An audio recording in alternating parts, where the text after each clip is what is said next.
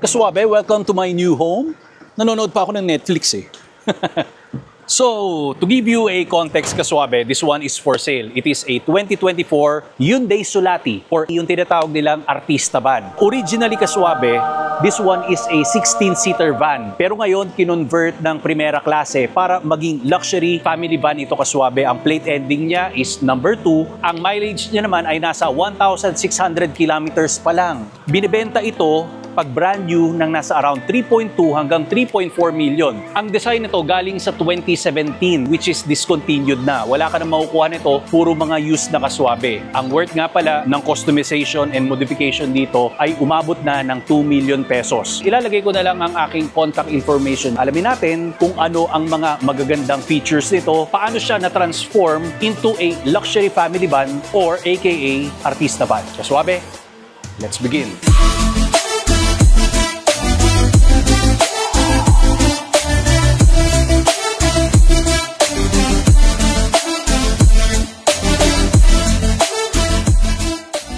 Bago tayo pumasok doon sa loob, Kaswabe, pag-usapan na natin ang kanyang powertrain.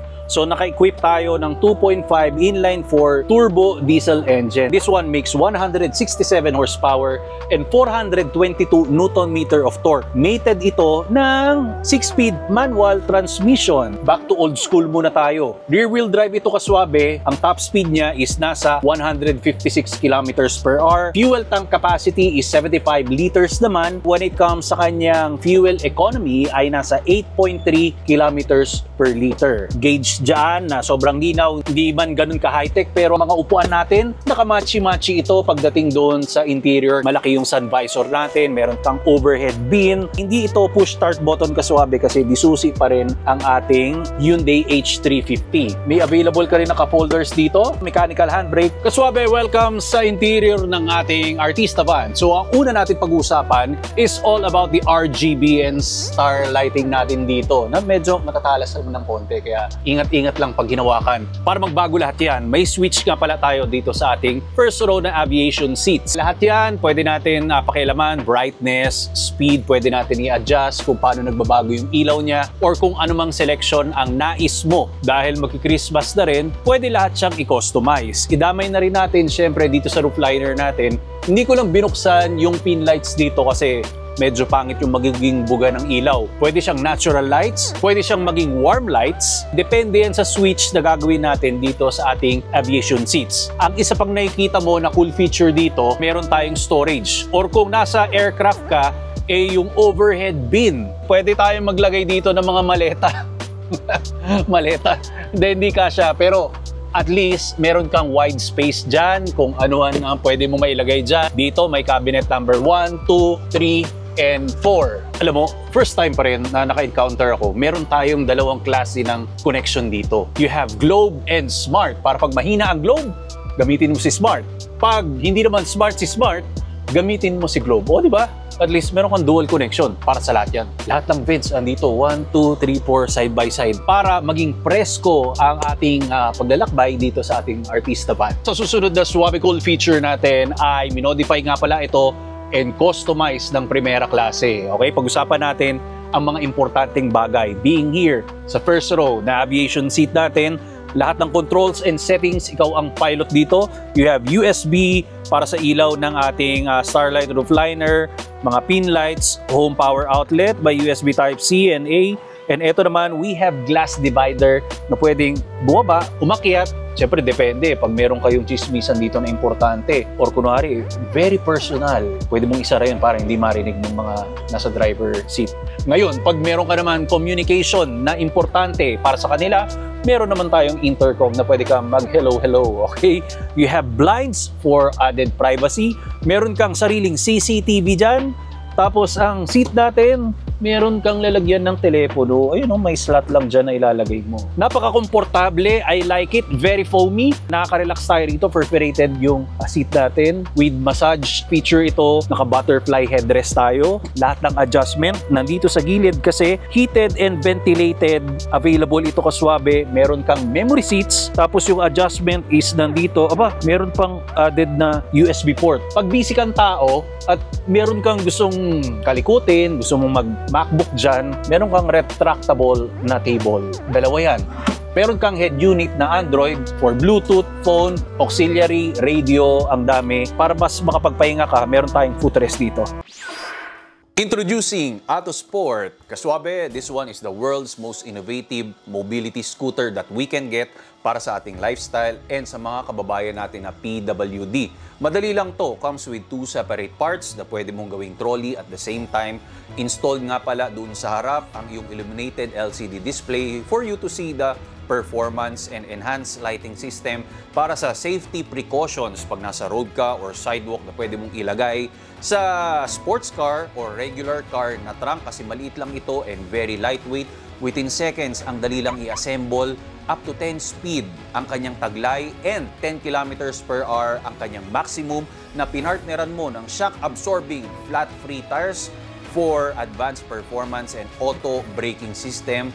At hindi lang sa kotse, mantakin mo pati sa tren, pwede. And flight approved ang ating baterya. Meron tayong lisensya. So, ibig sabihin, pag nag-travel ka around the world, kayang-kaya mo itong ilagay sa cabin at ibaba mo, ma-assemble mo kagad ito. Ang design nito ay talagang super passionate sila para ipakita sa inyo ang performance. So, ganun lang yon. Be active, be free, be yourself by AutoSport. Ang link ay nasa description below para i-check mo na lang kaswabe. Oh.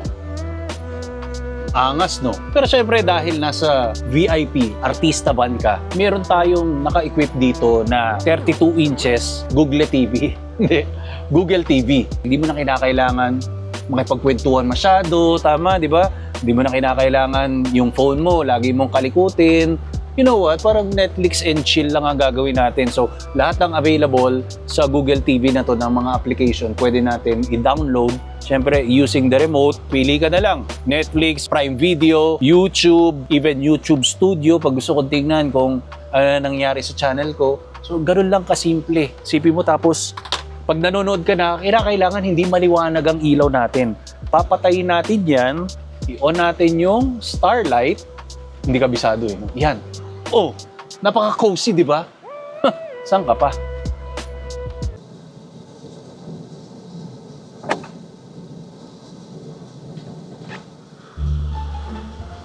Uy, ginagawa mo! Dadasal yung tao eh. Tuloy na kasi natin. Ngayon pa. O sige na nga. Oh, una sa lahat, syempre, yung inupuan ko, may bowl tayo rito. Pero hindi magpapauli. Meron tong bidet. Ayan, no? Oo, di ba? Sumunod. May grab handle ka rito. Basurahan. Merong sink. Lalagyanan ng pabango. Yung salamin, ang ganda kasi naka-LED yung lights. Pwede mong i-on, pwede mong i-off. Oh, may aircon vent ka. Switch ng mga ilaw. Ayan, may pin light dun. Tapos may storage ka sa taas. May sabitan ka ng brief. Tuwalya. Primera klase, nakita ko pa. Oh. Tapos dito, tissue. O yun, lalagyan na ng toothbrush tsaka sabon. Kaya lang walang shower pala dito. O pag tumetsas ka rito, sino maglilinis? Bahala ka, problema mo na yun. O yun na, at least tapos na tayo. Huwag mo na akong storewin. Dadasal yung tao. Isara mo, nagdadasal ako. Total seating capacity ay 6 kaswabe. 4 ang ating aviation seats. Tapos, 2 naman dito sa ating bench type na upuan. For your information, this one is for sale kaswabe. Nasa 2 million plus ang ginawang modification dito ng Primera klase. Ngayon, pag interested ka, ilalagay ko na lang ang aking contact number dyan. Once again, this one is a Hyundai Solati H350 or also known as a luxury artista van. So maraming salamat kaswabe. God bless, more power and more performance. Ano pa ginagawa mo dito?